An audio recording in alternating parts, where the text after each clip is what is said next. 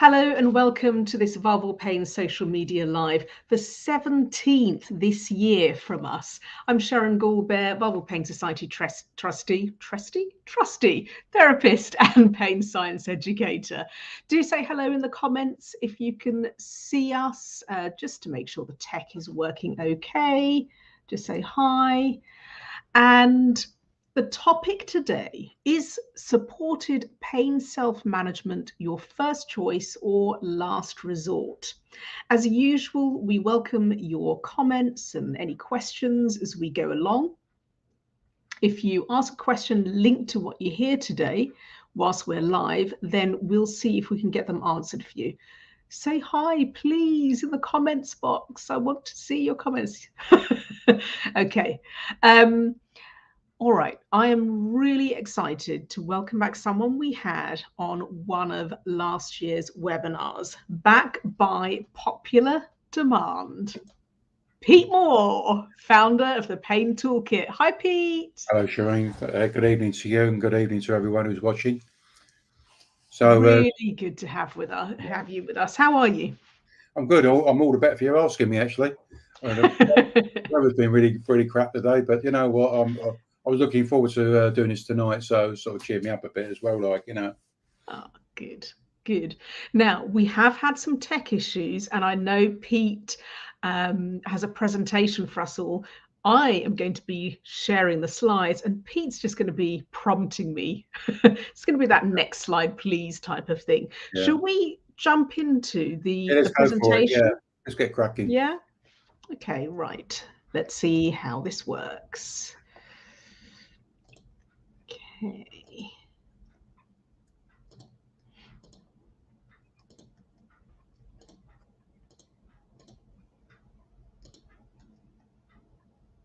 There you go. All right. I'm hoping people can see that clearly and let us know that you can. All right. So over to you, Pete.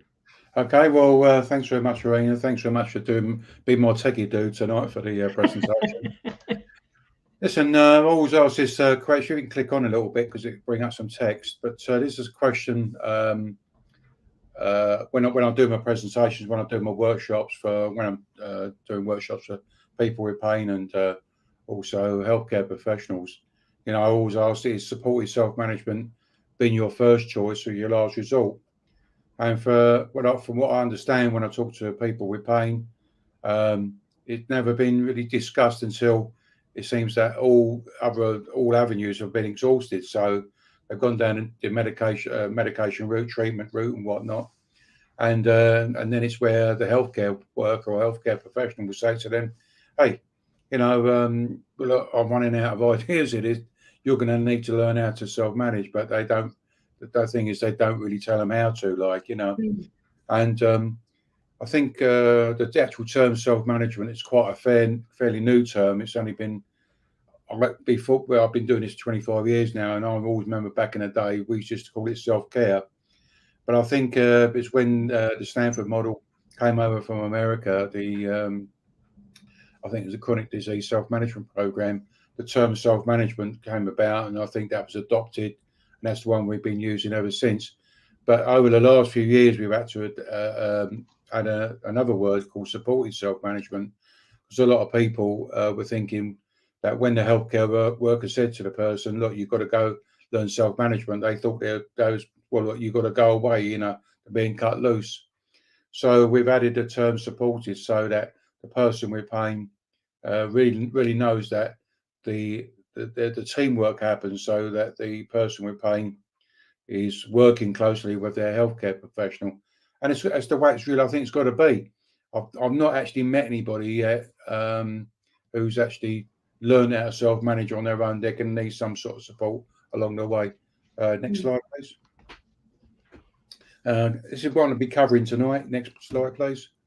I won't give you my war story, but I'm just going to sort of give you a bit of a broad outline of who I am, where I come from, etc. Next, and I'm then going to talk about the Pain Toolkit, and then I'm going to be talking a little bit more about supported self-management and a little bit of a glimpse into the future, what things I'm working on at the moment, on how perhaps we can engage people now living with persistent pain, and also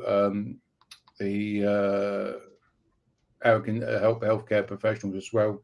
Okay, next one, please. That really was a glimpse into the future there. Sorry about that, Pete. So, yeah. So on the right hand side there, you'll see the things I belong to, etc. Things I'll sort of get up to and whatnot. And next clip along there.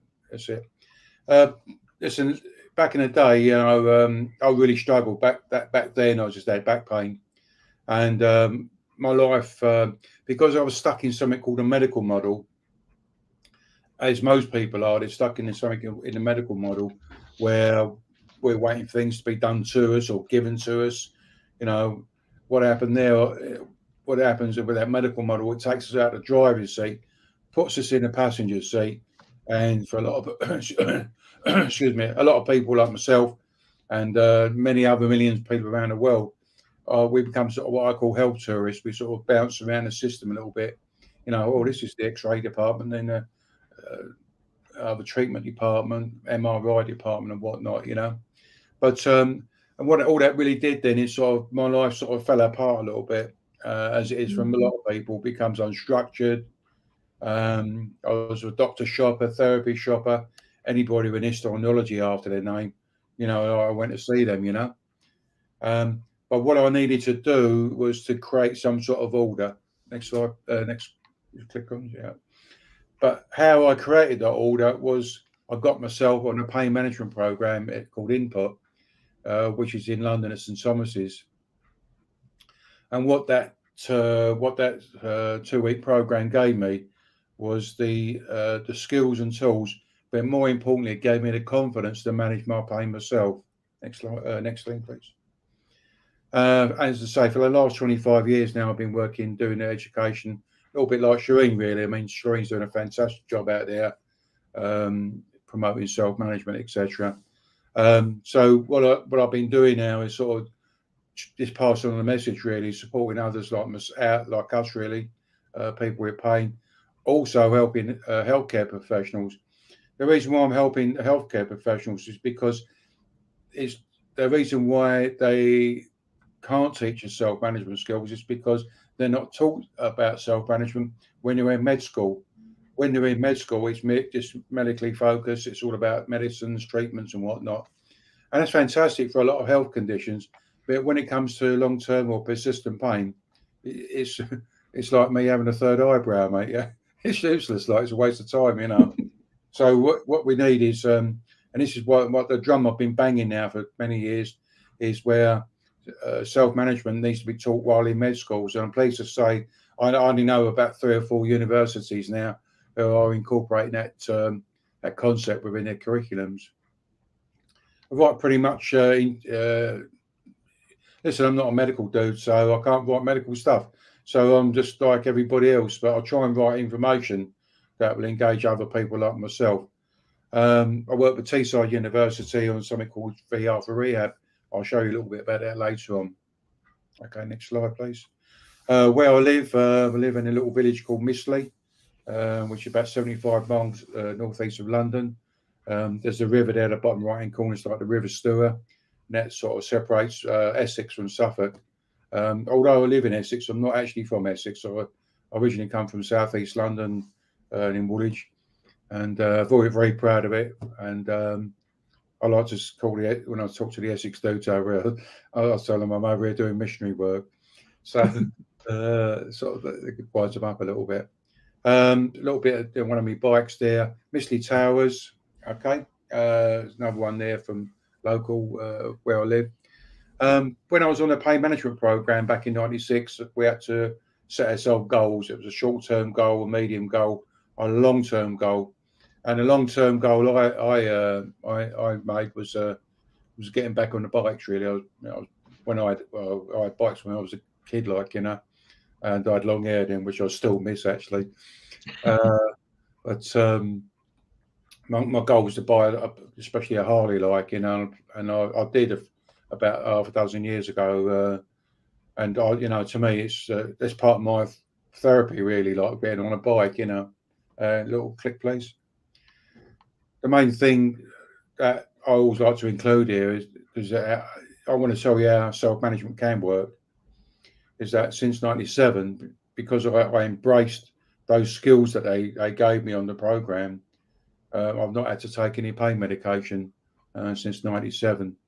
So supportive self-management does work, but you know what, we've got to work at it, and I'm going to share some ideas with you a little bit throughout this presentation. Next, please. A little bit about the Pain Toolkit, just a little booklet I put together, started putting that together back in about 2001, something like that, and I had some support along the way with some healthcare workers and people like us, you know, people with pain, different versions of it. They see at the bottom right hand corner there's an animated version, and people were starting saying, "Look, can you tweak it specifically for you know, for other painful conditions?" Like, so that's what I did. There's neuropathic pain version now. By the way, this is the only. I'm trying to save a few trees, so I don't really. I've only got a few hard copies left, but mainly I'm just trying to think of such, you know, like what's happening up in Scotland at the moment with COP21, like, you know, about how we can save the planet and etc. So a couple of years ago, I started thinking about how do we get stuff online so people can download it onto their phones and tablets and whatnot.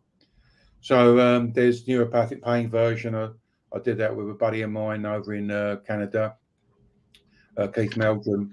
So there's a Canadian, not a UK version.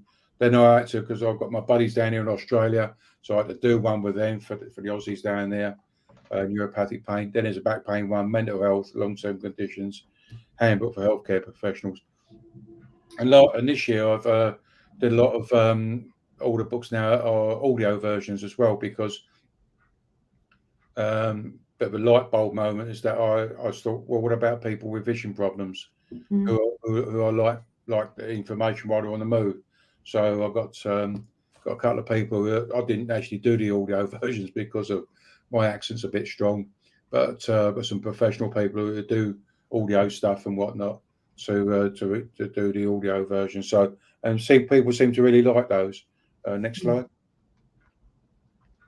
This is the pain cycle that's in the actual Pain Toolkit, and for a lot of people, when they see it, they go, "Oh my God, it's like looking in the mirror."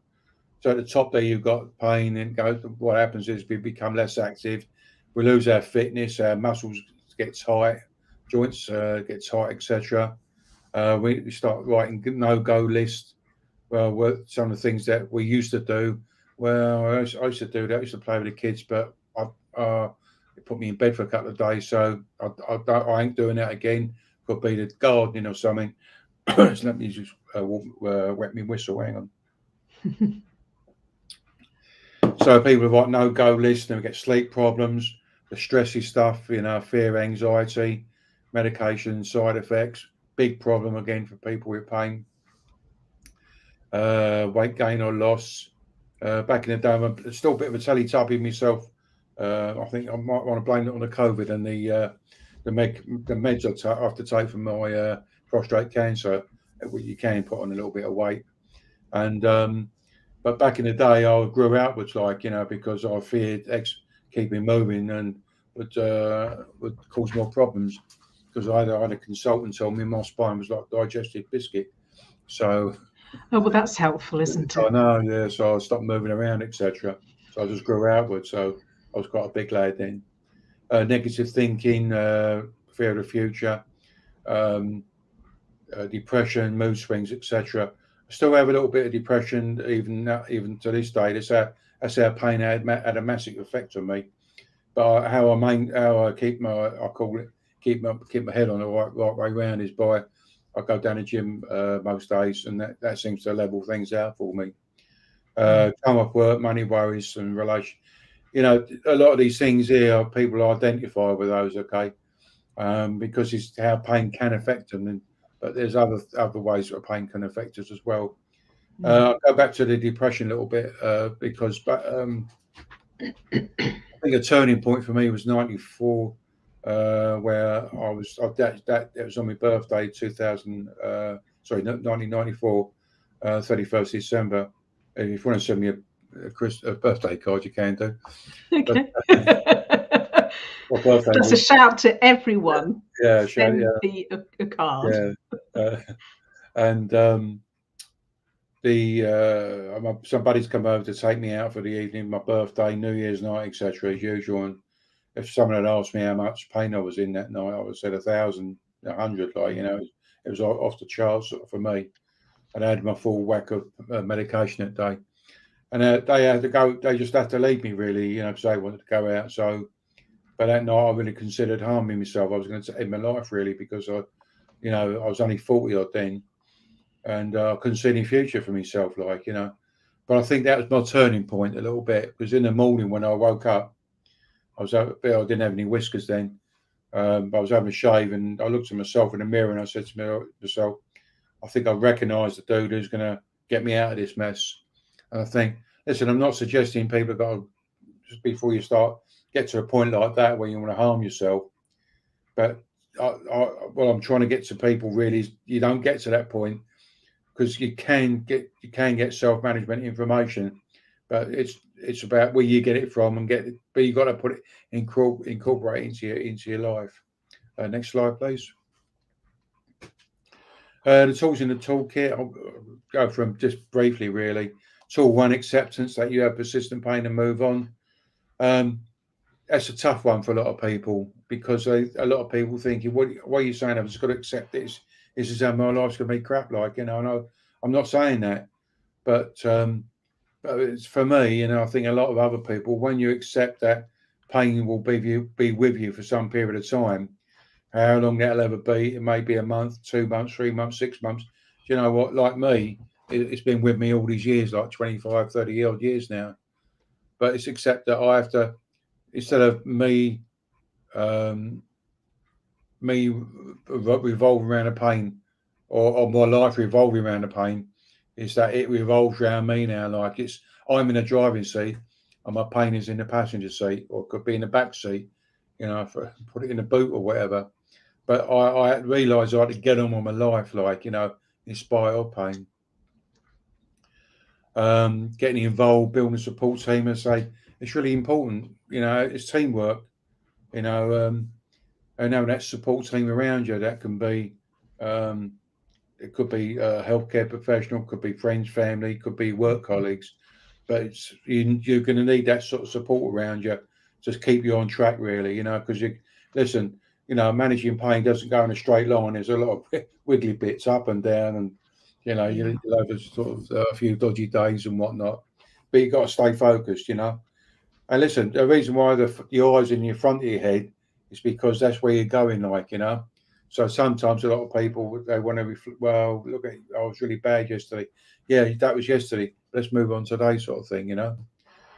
Pacing, very, very key skill that we need to learn.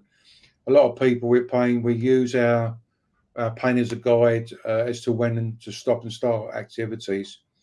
And pacing will allow, when we learn the pacing skill, it allows us to do more throughout the day, but without our pain or our symptoms increasing. Do you want me to go through that briefly with Sheren? That'll be great. Yeah. Yeah. Okay, absolutely. So let's take pacing for an example. Okay, so first up, we've got to do, well, when pacing is about taking a break before you think you need to. Okay, pacing is taking a break before you think you need to. So, but when you know when to stop. Okay, but first off, you've got to work out a baseline. So let's say where my hand is there, this is where I'm standing still. So my symptoms are quite low, etc. And then what I need to do is walk along. So I'm walking, and my hands are going along, and then I'm finding out that I can walk, and I can walk 100 meters, and then my pain starts or increases. So I need to stop before then. So this is a question when I'm doing my workshops. Or when do I stop? Like, you know, and I get some. I'll stop at 20. You know, do you know what? Just keep it dead simple. Just chop it in half. Stop at 50 meters. Take a break. If you've got somewhere to sit down, fantastic. If not, you know, maybe like you're shopping, you know, out there, just have a look around. Then you'll walk the other 50 meters and stop. Take another break. So now, by me walking 50 meters, taking a break, stopping for a couple of minutes, then walk the other 50, I've now walked 100 meters, and guess what? My pain hasn't started or increased. or my symptoms, etc. Now, pacing just isn't just for pain management. They use it for people with they're using it for people with long COVID now. They're using it for people with COPD, a lot of long-term conditions, the chronic fatigue syndrome, especially as well. Like, a lot of people with pain, we're overdoers. We want to keep up with everybody else. We don't want to stand out from the crowd. But you know what? It's tough. It's not about we have to stand out from the crowd. We just have to do things a little bit differently than other people. But when we do things a little bit differently, our life will be a lot better. So it's learning pacing to me is one of the really key skills in managing our pain. Sheren, have you got a car? I haven't got a car, no. Do you drive a car? Have done. Okay. So when you was driving your car, okay. So when you was driving your car, I'm going to give you a good example because people know what pacing is already, but they're unaware of it. So when you're driving your car, do you used to drive it until you're completely out of fuel, and then you have to call out a garage like a breakdown service to come and give you fuel? Did you do that? It's a very good analogy. Absolutely not. That'd be absolutely ridiculous. Bonkers. No, but no one does that. You may have forgotten, or you just because you've got your warning light coming on and whatnot. So when you see yourself running low on fuel, what did you normally do? Yeah, you've got to take action immediately. Go fill up. Find where the nearest place is. You could go fill up. Absolutely. There you go. So in other words, you're stopping before you get into problems. Yeah. So you're taking a break before you think you need to. Just take our little mobile phones here. How many people got everybody's got a mobile phone? How many people let their phones run down so there's no battery left? Do you know what? To see people without, oh my God, my battery's flat. Oh my God, what? How am I going to see Twitter? How am I going to see this, that, and the other? Or, no one lets their phone run down so it's completely out of battery. So what we do is we see the bars on the mobile phone. We see it running down. Oh my God, right, I've got to look around for somewhere to recharge it. You're stopping, recharging, so that you can carry on. That's pacing. Okay? Yeah, that's it in a nutshell. And pacing is useful for, yes, for people with persistent health challenges, but also for every human being on the planet. We could do with just pacing ourselves a little bit better. We're in such a kind of we need to get stuff done non-stop environment that actually we can all do with just taking a moment, and even if it's just simply just taking a breath or two. That pause is so important. Well, life's in a fast lane now. It's I think it's going to get faster. I think because of their shortages and stuff like that. It's a little bit, there's people having to work lots of hours now, etc.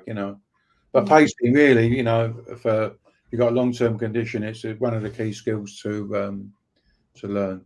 Can you put go back to again? What to help you with pacing is about prioritizing and planning out your day.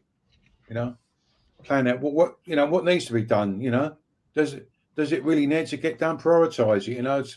Because us lot, as I said before, we want to try and keep up with other people. We can't do that, but we need to have we need to have a plan.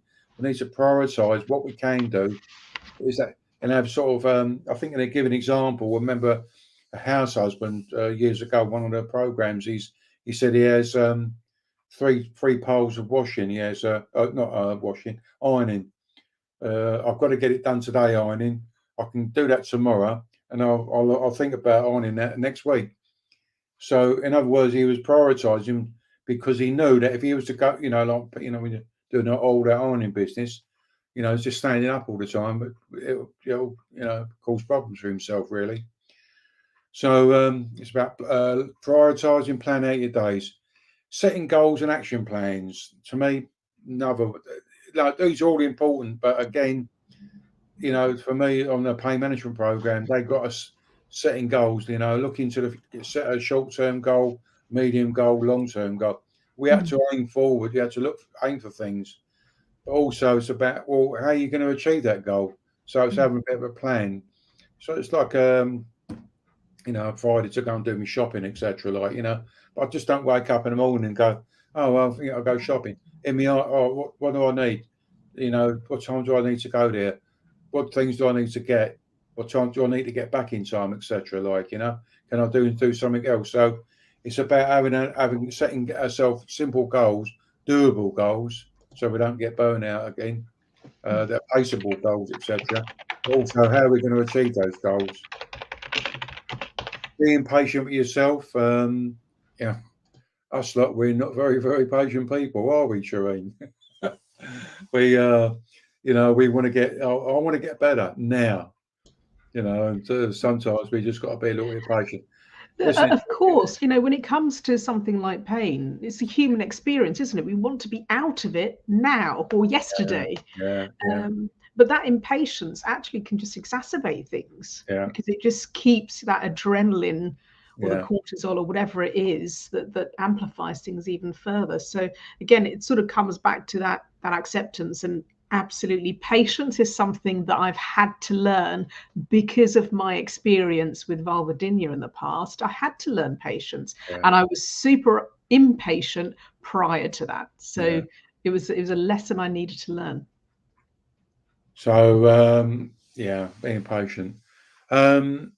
Learning relaxation skills. A lot of people don't realise that relaxation is part of our recovery program. I was told years ago that a relaxed body, relaxed muscles will feel less pain than a tense one. So chill out time, for me, just chilling out in front of the TV. But a lot of people think relaxation, you just got to sit down and sort of do your stuff like that. But it can be a doing thing as well, like a bit of gardening, going out for me again. That might sound a bit bonkers, but when I go out on my bike, I'm really chilled. To me, it's a little bit of relaxation, but it could be perhaps doing a bit of cooking, baking, and whatever. It's whatever turns you on. Listening to music, find out what works for you. Stretching, exercising. Apparently now we're not. Not really. They like to use that term meaningful movement because when you say to people stretching, exercising, it frightens people off, etc. So they're talking about using the term meaningful movement, which I can dig that. Along with that, and I said to I was talking to Jack this morning. Jack from Live Fit, the gym I go to here in Manningtree, and I was asking him. I told him about about this presentation I was doing tonight, and I just asked him. I said, "Are you aware of any women that come down here with pelvic pain, etc.? He said, yeah. I didn't ask him who it was, obviously, because it's totally inappropriate. But he said, yeah, they come down here, but everything they do is very gentle, etc. And they have the trainers there to ask questions and stuff like that. I think I was asking. I asked Katie Napton I work with. Oh yeah. Let me just ask her early on. I said to her, "What's where's that gone? Hang on a minute." She said, Katie's a great physio. Yeah. Oh, here we are.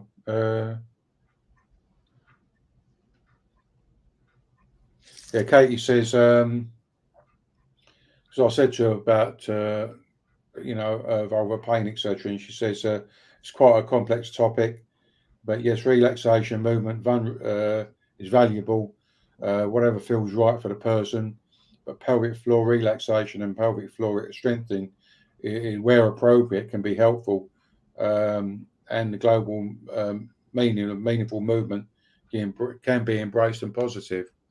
So,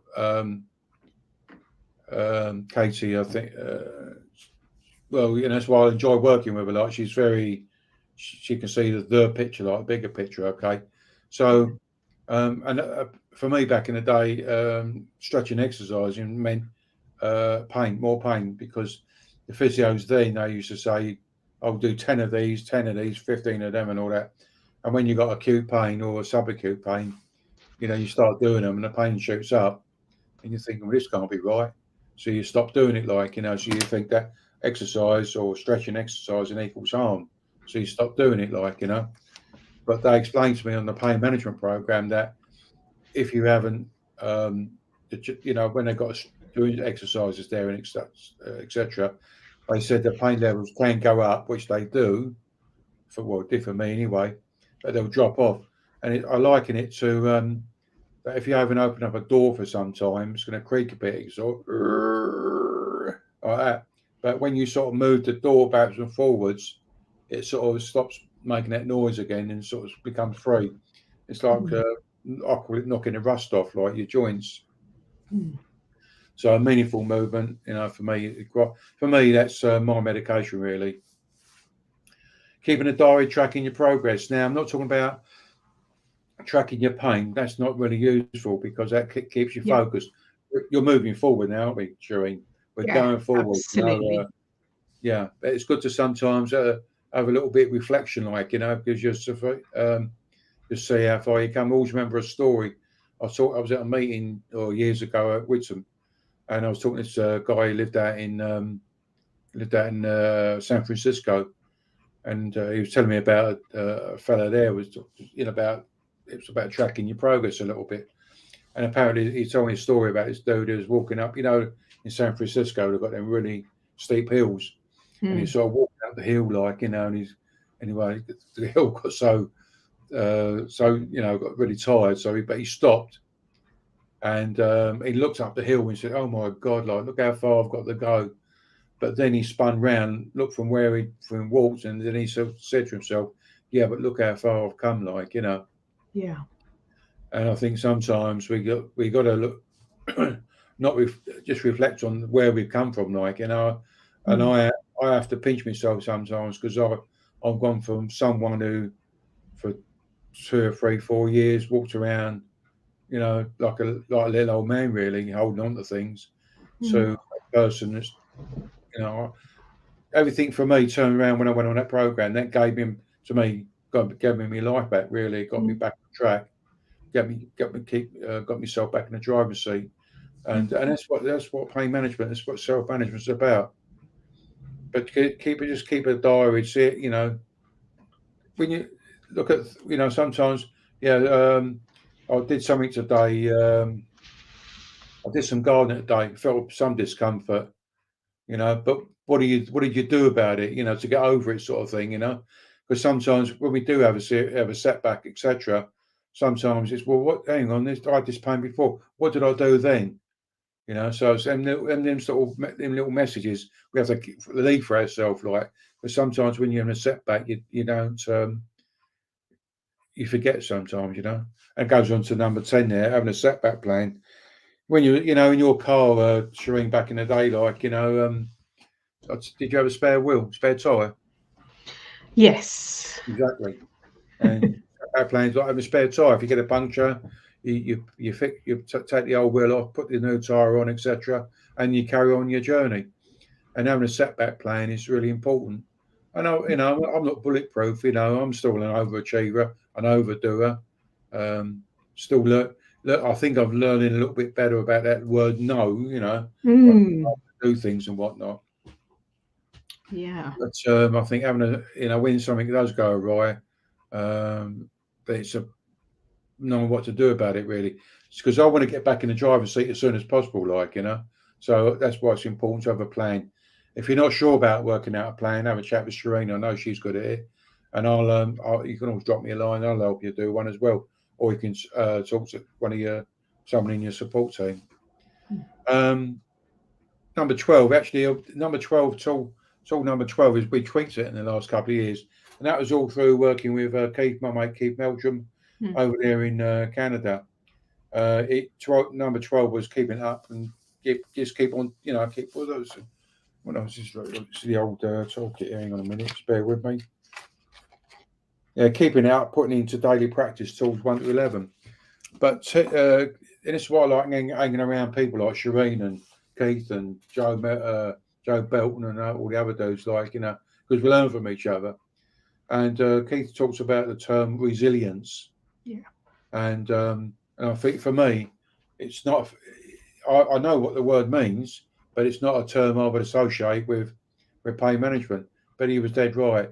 it's keeping it up, but being resilient. And it's like a little flower there. It's grown in the desert.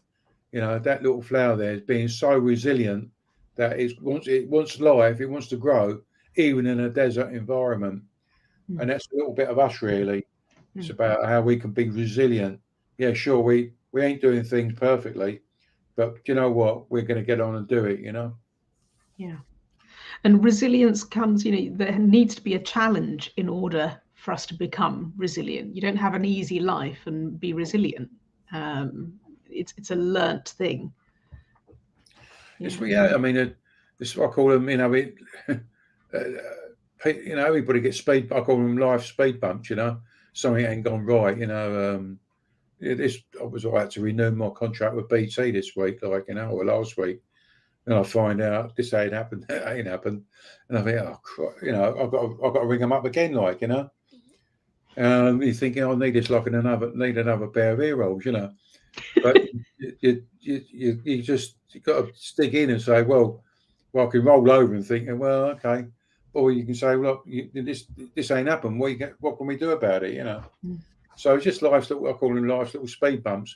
But do you know what? For a lot of people with pain, them sort of speed bumps, because we got pain, they get magnified, And but you know what? My biggest message for people out there watching this or listening to it is that if I can do it, you can do it. I've got no.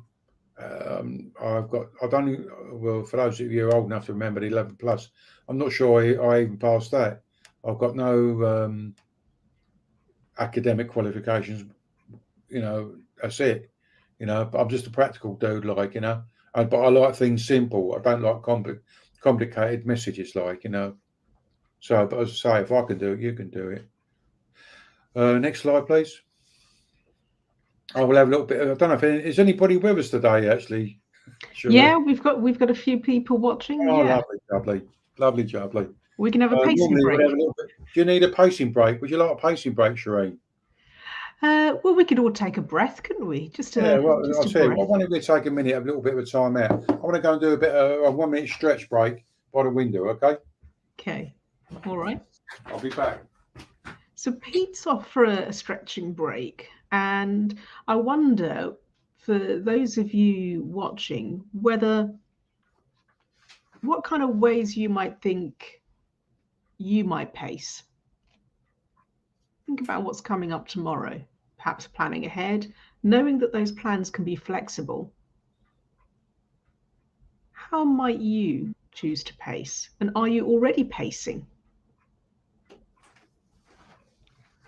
Is it about just stopping and taking a breath, or small chunking what you're about to do? So have a think about that, because we're going to be, this is quite a practical live stream. As you leave today and you've watched and kind of gathered everything that Pete said, and you might have a rewatch as well, have a think about how you might incorporate some of these things. I'm going to take a picture of you, Sheren, if I may. There you go. Taking a picture of me. Good looking, mate. How was your stretch? Lovely. Good. Yeah, I'll tell you. Amanda's saying get up and walk around rather than sitting in front of the computer all day, which triggers the pain. Absolutely. Yeah, we are a bit too sedentary these days. And I think the other week I didn't do a lot of doing some workshops. I did like 4 workshops, like 2.5 hours each. Did them 4 in 5 days sort of thing. And guess what happened? My back got really tight, etc. So it pulled me up a little bit, that I've got to do more pacing stuff.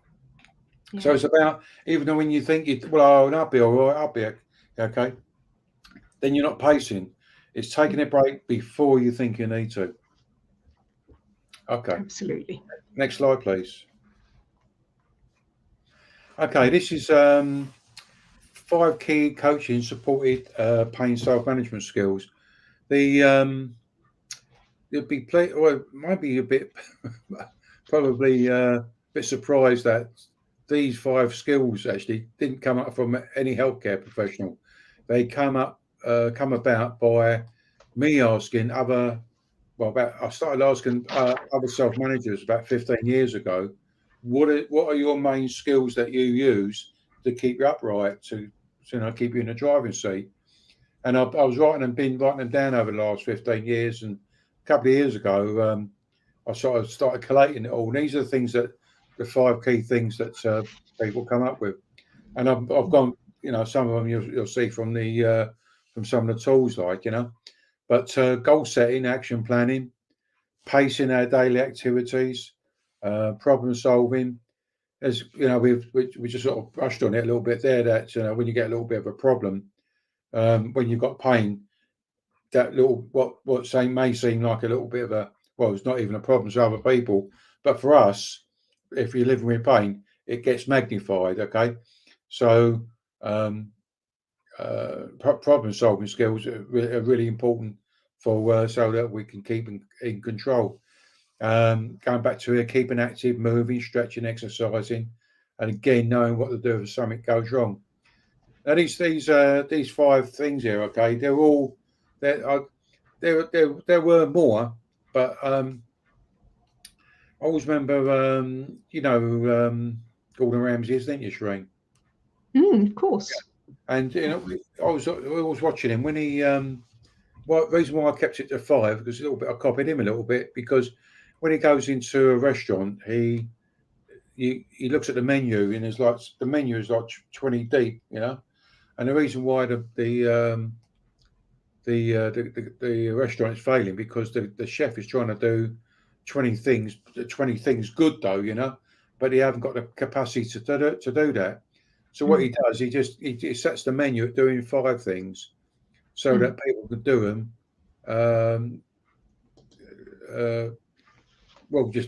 They feel this is doable. I can do these 5 things, and that's why I've kept it these 5 things really, because these are things that get us moving. So we're setting goals, we're moving on.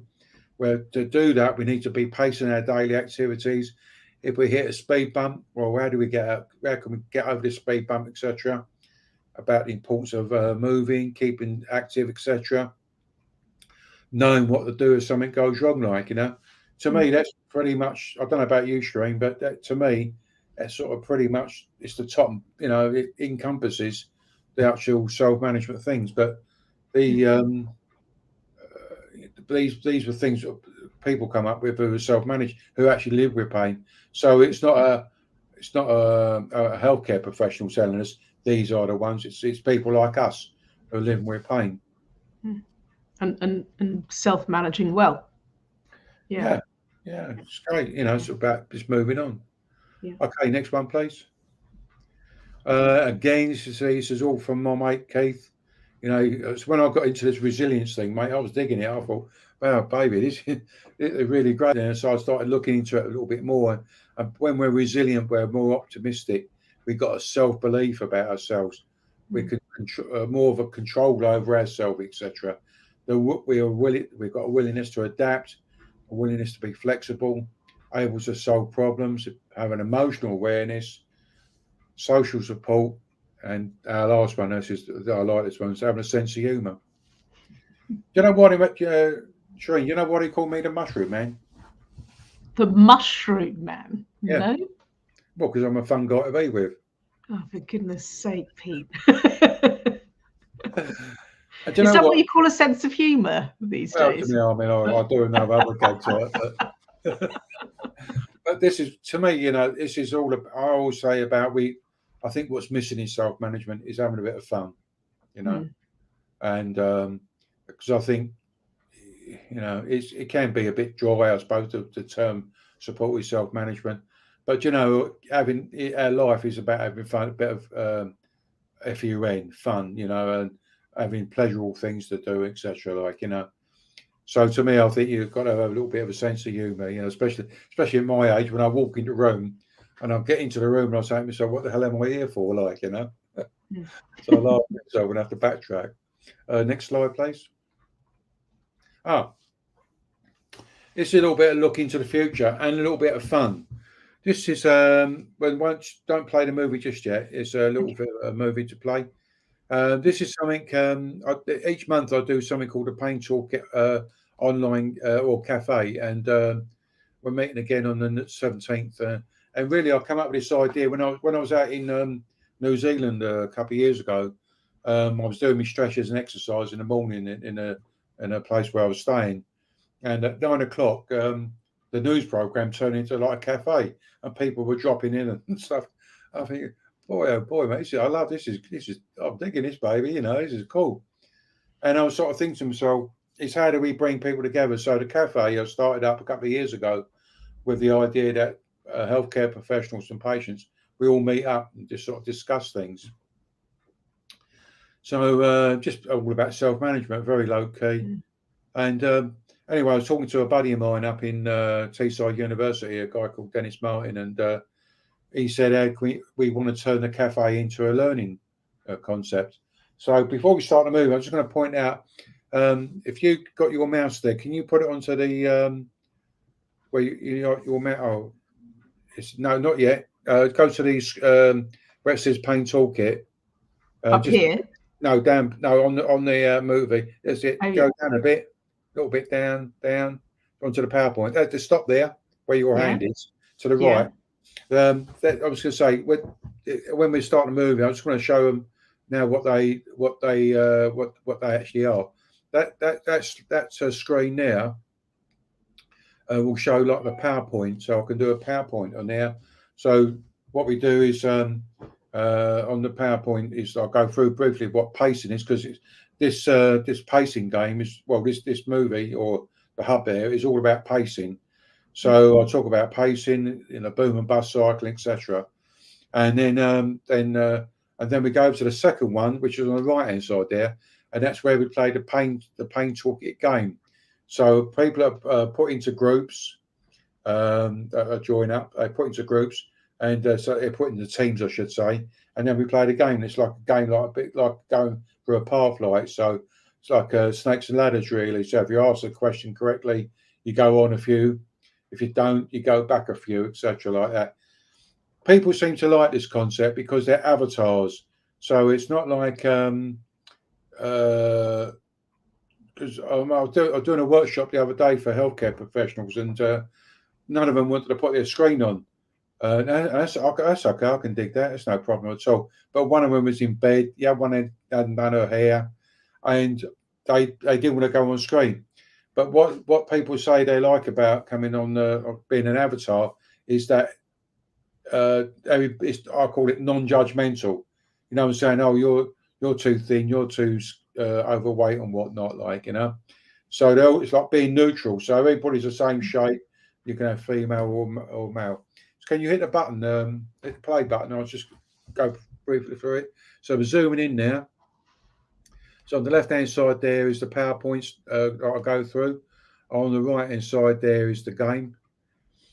If anybody wants to see the game in action, just drop me a line. I'll do a showcase for you.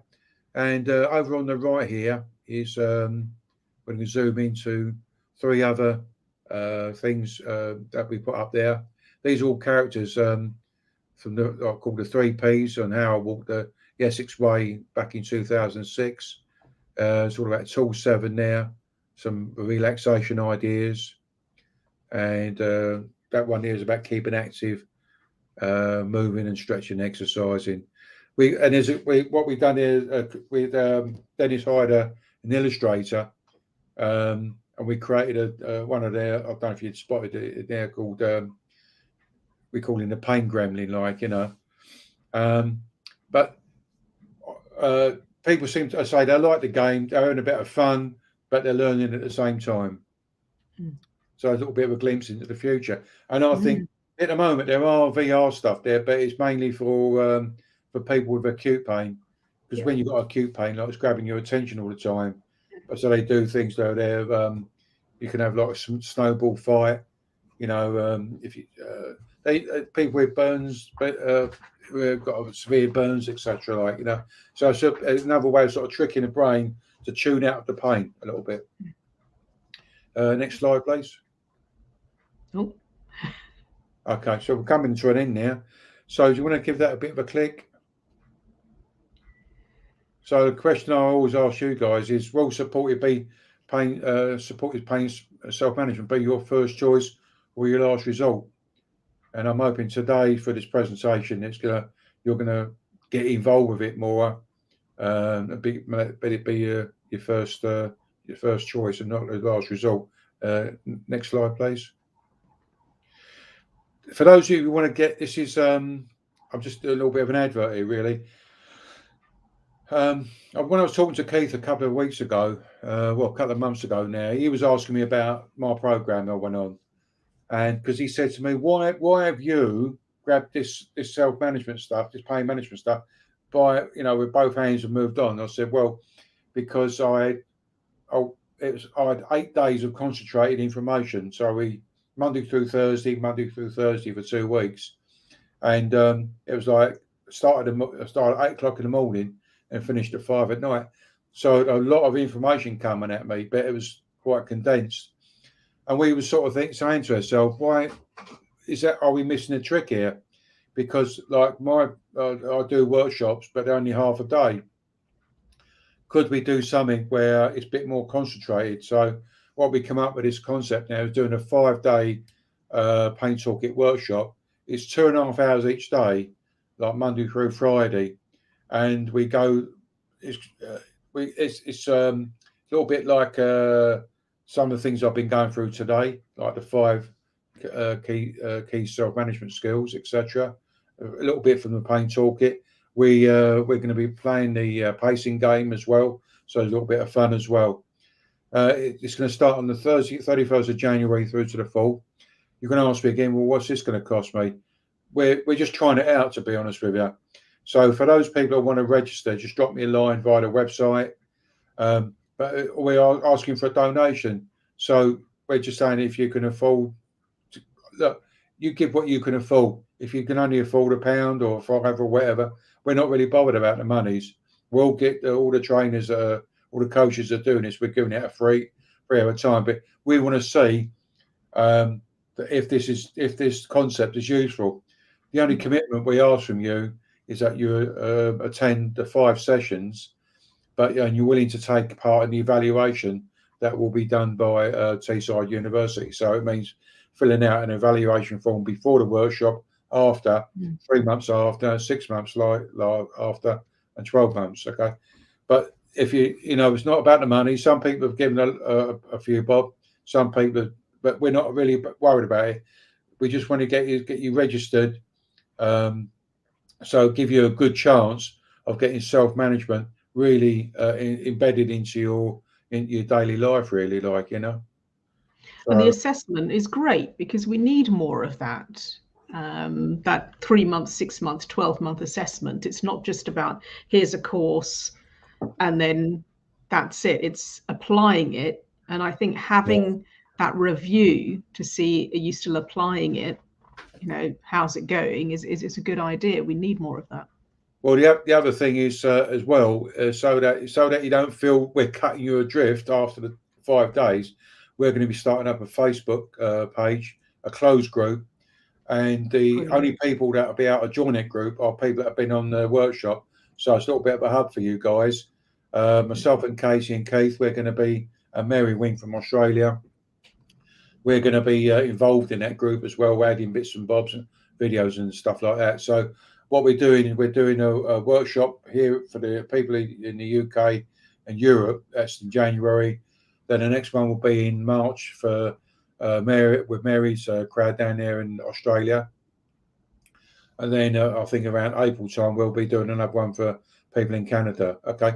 So we're just trying to do it a little bit globally and find out if it works or not.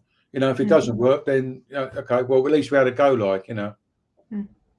Yeah, but brilliant. Everybody from each country will be able to go to this Pain Facebook page and keep in touch with them. What worked for you? What didn't work? We'll be doing videos and stuff like that.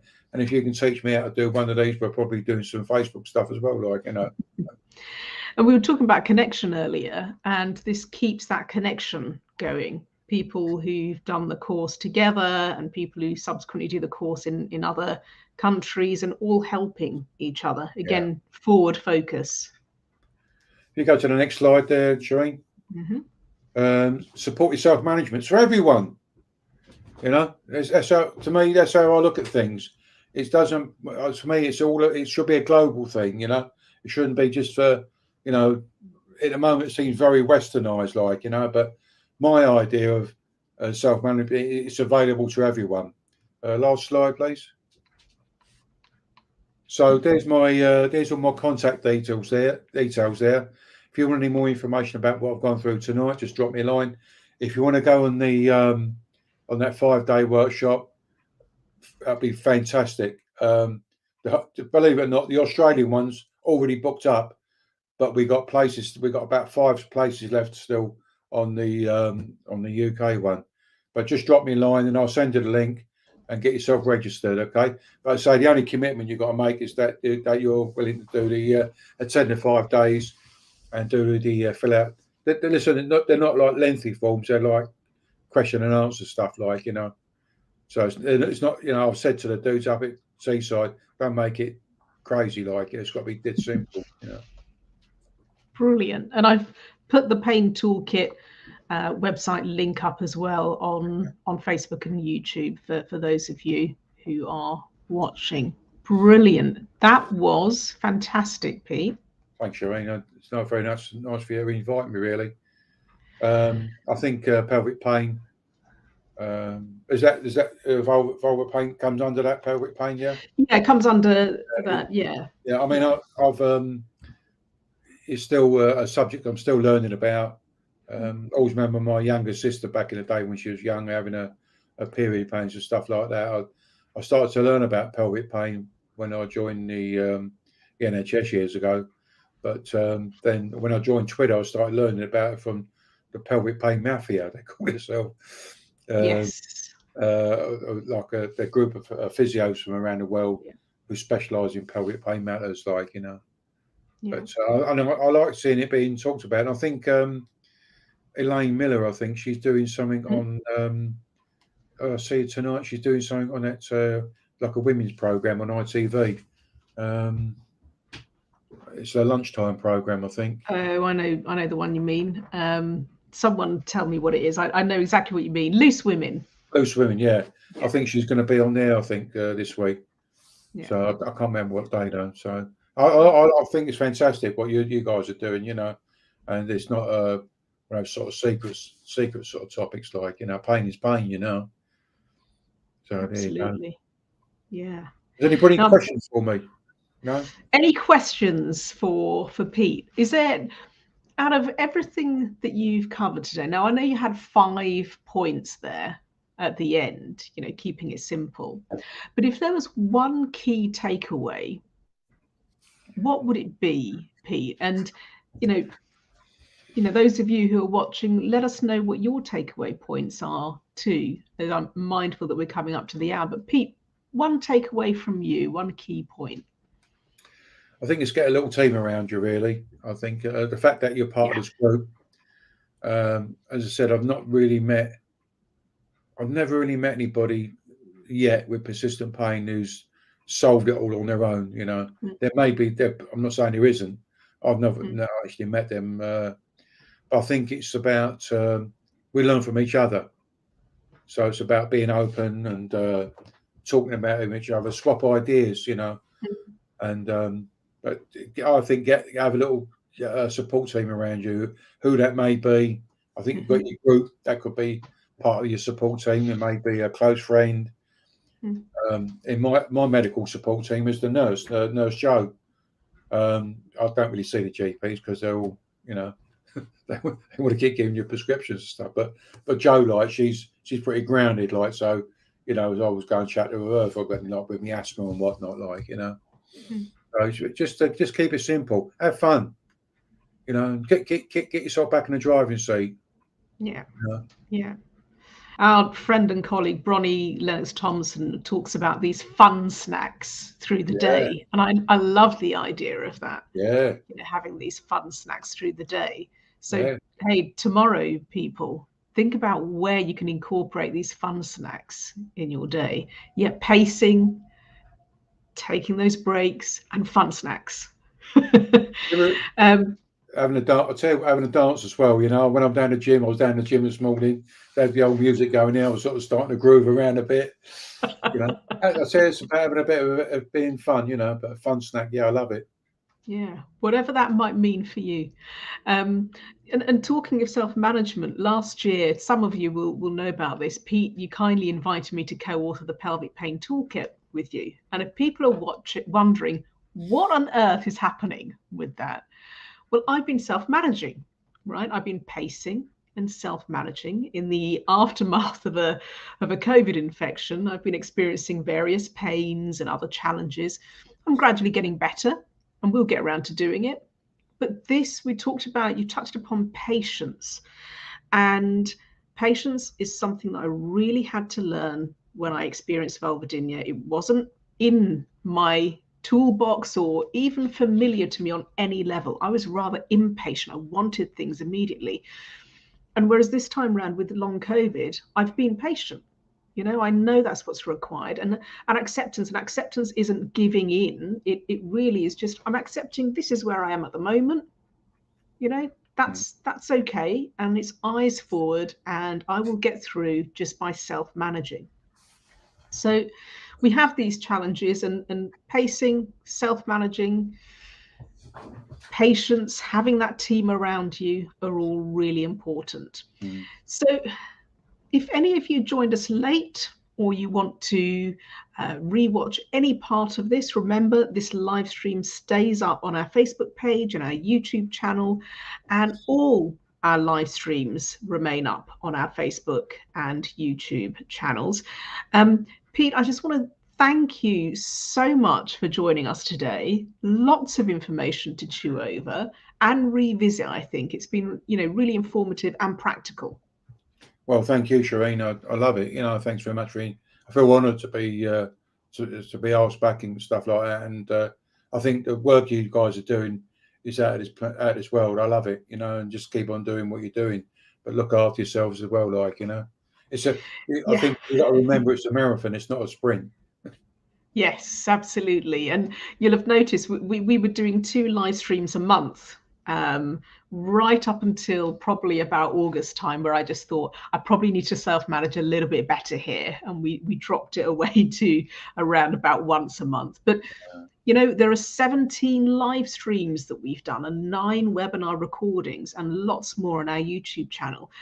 Topics that we've covered: gynecology, pain clinic appointments, physiotherapy, vulval skin conditions, vulvodynia research, psychosexual medicine, vulval cancer, menopause, vaginal examination in labour and consent, the role of the gut microbiome in pain, pudendal neuralgia, bladder pain syndrome, the connection between sleep and physical health. And today we've had supported self-management. We will be back in December for at least 1, perhaps 2 live streams to round off the year, and we'll announce dates and speakers via social media. So please do follow us on Facebook and Twitter if you're not already doing so, or subscribe to our YouTube channel. And you'll also find lots of resources on our website, vulvalpainsociety.org.uk. Whether you're experiencing vulval pain or you're a healthcare practitioner, there are resources on there. And if you want to reach out and get in touch, you can do so by email info@vulvalpainsociety.org.uk. By the way, we really appreciate those of you who already follow, interact with us, come on our live streams, share posts, retweet. All of that is fantastic. Just keep an ear out or an eye out for our December lives. And we'll say goodbye for now. That's all from the VPS. Thank you again, Pete Moore. Take care, guys. Be cool and groovy. Look after yourselves. Huge thank you to everyone for joining us today or on the replay. Bye for now. See you next time. Ciao. Ciao.